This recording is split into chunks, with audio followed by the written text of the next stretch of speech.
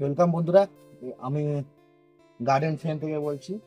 এখন তোমরা দেখতে পাচ্ছ, এটা আমার হাতে আছে একটা হাই জামের গাছ। যেই জামের সাইজ বড় হলে লেচুর মতো হয়ে যায়। এটা প্রায় 3 বছরের গাছ। আমার একটা 1 ফুট বাই 1 ফুটের টবে লাগানো ছিল গাছটা।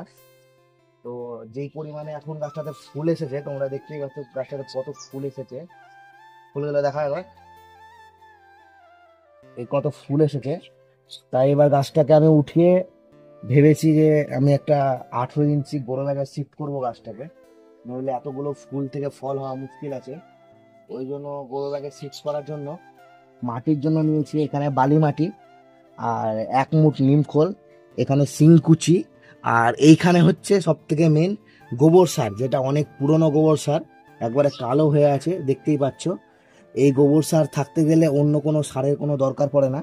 তো এবার ভালোভাবে এই সবকে মিক্স করে নিতে হবে মাটির সাথে গোবর সারকে।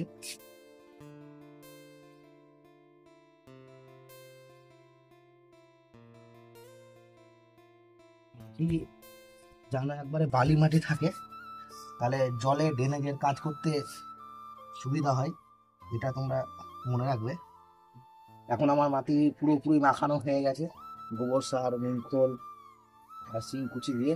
এবার আমি মাটিটাকে পুরো গ্রো ব্যাগে ভরে নেবো প্রথমে। আমি গ্রো ব্যাগে 18 বাই 18 একটা গ্রো ব্যাগ নিয়েছি। এবার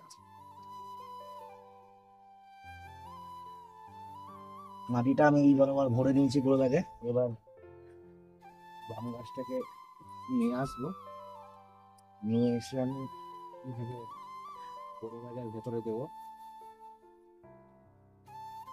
গ্রো ব্যাগের ভেতরে এবার গ্রো ব্যাগের ভেতরে দেওয়ার পর চারো সাইড কুকিং করবো। ভালোভাবে মাটি ফিল করতে হবে ঠেসে ঠেসে।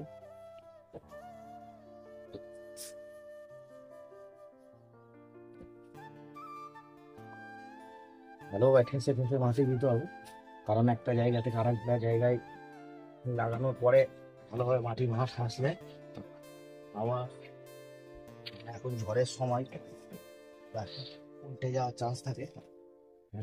গাছটাকে ভালোভাবে ফিসে ফিসে করে দেবো। এইরকম ফিসে ফিসে গাছটাকে বসিয়ে দেবো। ফাইনালি আমার বুড়ো ব্যাগে গাছটা লাগা কমপ্লিট। তোমরা দেখছো গাছটাতে কি হারে ফুল এসেছে জামের, সব ডালে ফুল এসেছে। তো বন্ধুরা, এই ছিল কমপ্লিট। এরপরে জাম যখন পাকবে তখন আমি আর একটা এই গাছের একটা ভিডিও দেবো। তো এখনকার জন্য এইটুকুই।